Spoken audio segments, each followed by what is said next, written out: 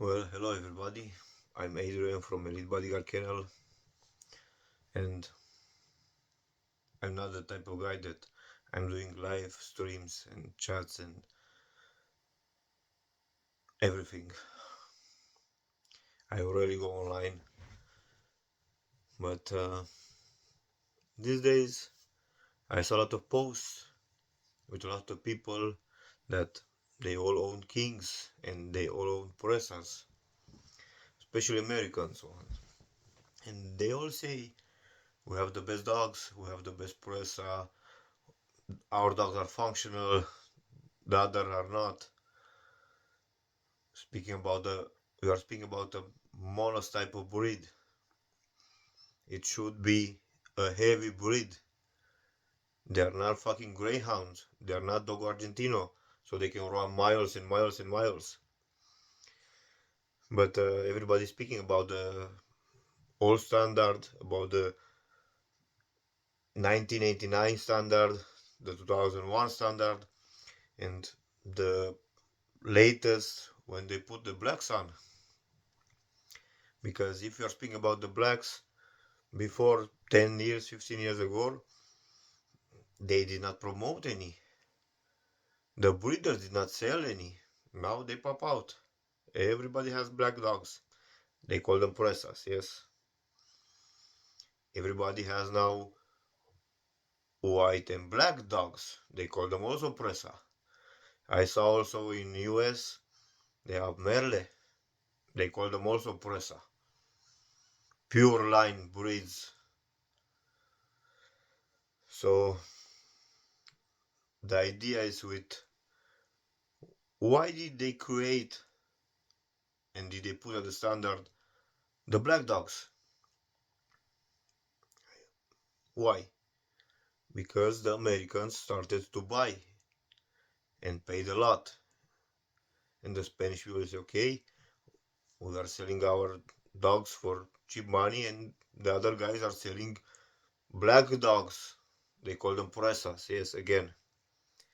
And they're selling double, triple a month, same dog, or mix or whatever. So that's how the dogs, the black ones, again, took a stand before other dogs. Personally, if you ask me, I do not care about them, I do not want them, I do not need them. Even if some of them are typical heads and everything, in the next 2-3 generations of breeding or inbreeding or mixing with other dogs, with good pressas, they will throw back in the same line that they were breeded and mixed to obtain the black coat.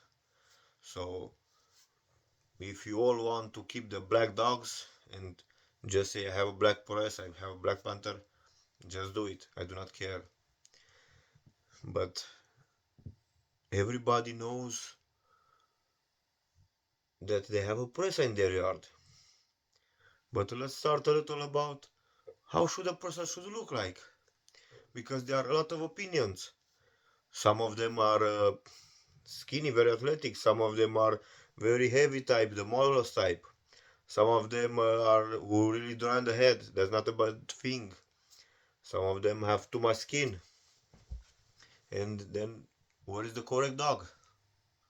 What is the true standard of the breed?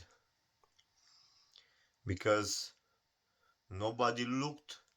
They are all speaking, they are all knowledgeable, but they did not went to Tenerife, Gran Canaria, to the islands nearby to see the old line of dogs. After they put the dog inside and they said dog canario, not presa canario, and they did not went now over there to see. If you ask me, I did not went in the past, but I saw some good examples of dogs coming from there, from the islands, and I went at the latest contest of Monographica in Tenerife, and I saw around, I don't know, I don't want to say bullshit, around over 100 presas for sure. If you ask me, I like 3 or 4, maximum 5 from over 150 dogs over there. Why? because they have bad movement, they have not good harmony of the structure and everything. They had massive heads. Some of them were big, but that's all. I did not see something that say, okay, this dog impressed me. I like this male. I would breed with him, or that female is perfect. Perfect. I saw a few dogs. Yes, of course. There are a good breeders. Some good breeders over there. Maybe let's say 4 or 5 from a long list of breeders and everything. But where are the rest? They lost on the way, putting the blacks inside, mixing and mixing and mixing again. Why they are very tall, some of them. I do not want to give name of kennels, but we all know they put Grand Danes, they put King Corso, they put maybe Boer some inside, and they say, okay, I have a Perso Canaria. They put Mastiffs, they are still using it, and now there are people coming and say, okay, working lines and show lines, which is the fucking difference about working line and show line? Everybody says, no, genetics, work line dog from working line, they will work. I, that's not true. That's not true. Some of the cases, yes, genetic, okay, genetics matters. But if somebody says that one dog cannot work, it's nonsense because every dog can work if it's proper conditioned. I raised mentality of dogs that they were really low, not even self-confidence in nothing, and made them excellent guard dogs and everything. But if you do not have the time 4 5 times a week to work with your dogs, nothing will happen. If you do not pay the proper attention from small age to a big age, to let's say 2 years, they won't have the proper results. And you can take a dog from small puppy, take him in all the shows, and after prepare him for personal protection, prepare him for guarding dog, make him to be, I don't know, whatever you want. A loaded Kalashnikov if you want. But if you are just saying, I need that type of dogs because they are working. And I saw on the internet last week somebody bite from working lions, yes? And they say at 6 months, uh, dog is not confident. Uh, should I still wait? Should I do something? Did I do something wrong? Why does he not have uh, let's say the proper way of starting with working because he's coming from a line of working dogs? Should I do something? Why? I took dogs from Gran Canaria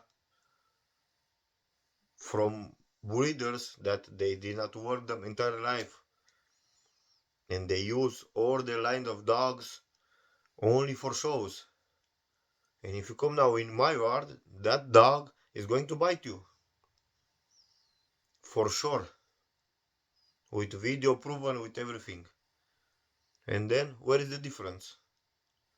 Where is the difference? There is none. There are only bad owners, bad trainers, and not enough time to spend with them together. So I see also a lot of people they are buying, and they buy only from, let's say, a good talker that can say, okay, my dog is like that, my dog is like that, mine is the baddest, the meanest. But they have maybe one dog or two dogs over there, or maximum 5. And where are the results? And after they buy a shitty dog or a shitty mix, and they say, oh, I have a Presa. I took him from that kennel that nobody heard this. Okay, they can be people that have really good dogs and nobody knows them. They are staying under a rock, for example. They do not use internet. That you do not use Facebook, Instagram, and blah blah blah. But they still have good dogs. But that does not mean that we should keep all the fucking white and blacks, all the dogs that they are untypical, with heads that do not look like presa just to have the color and everything. I bet that more than, let's say, 80% from the buyers, let's say 90% from the buyers, they do not know how a typical head should look like. They cannot tell and make a difference from a cane corso to a presa canario. But they are buying and they say, I have a presa. It's a really, really long story that we can speak from today until the next year. It's very hard to produce good examples. Not all the pups from the nest will be top or really good dogs or really nice. That's why breeders are making selection. That's why one first choice, second choice, and third choice from the nest are the best for keepers, selling for, I don't know, people that are really interested in quality and people that really need to buy or want to buy something to improve their line what they already have. The rest of the pups are for people that need a family dog, a guardian dog, or just a pet. It's just like that. Because a lot of people say, okay, I want first choice. Okay, first choice, I don't know, cost an amount of money. Second choice, cost an amount of money. Third choice is, I don't know, it's okay. For example, last, fourth, five, six, seven choice, I don't know. They should be expendable or donated if they are not really good. A lot of the pups from one nest, they are average. Some of them are under average. If you are a good breeder, you say, okay, this is under my level. I take this puppy, I make it a present to somebody that really wants, has a family, has kids, and want to enjoy life with a beautiful puppy. But not for breeding, not for good examples of the breed. But if somebody is breeding and breeding and breeding and selling every dog from the nest and they say, okay, those are the best, they won't be shit. That's for sure of that. So the idea is that people forget to eat all the lies that come from other breeders' mouth. Take a look a little in the back. Where were the typical dogs, the standard colors? No blacks, no whites. But breed is going now in a really bad direction. Nobody knows which is Presa and which is not. In all the breeds, they are homogen. They are all the same. Only at Presa Canario, there are 10 types of dogs. And they all say, do you have Presa Canario? How the fuck you can have Presa Canario with 10 different type of dogs? It's not possible. It's not possible because it's too much mixing, too much everything. At least me, I'm trying to keep the quality dogs or decent quality dogs. I do not care about what other people say because, okay, haters will be even if you are going to be perfect. The idea is to make a good selection and do not breed shit, or at least try to not breed shit. Pedigree is also really important. When you make a breeding, not all the breeders know. Some of them know that, some of them do not care. You do not have to look only at the parents. You have to look to second, third, fourth, fifth, until sixth, seventh generation in their pedigree. Because some of the pups may have a resemblance over there. That's why it's important what are you bringing and what they have behind. But nobody's going to tell you that. And nobody's going to look over that because they do not care. Just let's breed and sell and make some money. Money is not everything. But as long as you have quality and you have good dogs, everybody will want a nice presa. when you're selling shit, then shit will be reproduced over and over again, and quality will go away. So I think I reach enough points. There will be for sure a lot of smart ass idiots that they will contradict me, and a lot of breeders that will say, okay, my dogs are functional, yours are not, and blah blah blah. But none of them are proving something. Maybe just a few, let's say 10-15% are working their dogs and are doing something with their dogs.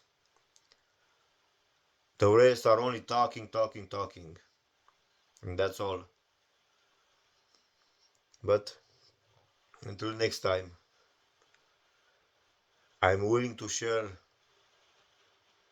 my knowledge, my information with people that are really interesting in taking a dog. Also, the breeder is not enough to have a good production, a good pup for the clients. The client need to take responsibility. They need to grow proper the puppy, put at the perfect time good food, not overweight him, give joint support is very important, because at 1 year the dog will be like that or like that or like that, and they will say, okay, what did the breeder sold you? Cow hooked legs and bare paw? No, it's the owner decision if he's going to invest in that puppy and raise him properly. But not all of them are making that. So it's not the breeder fault. So see you, my friends. Until next time. Have a nice day, everybody.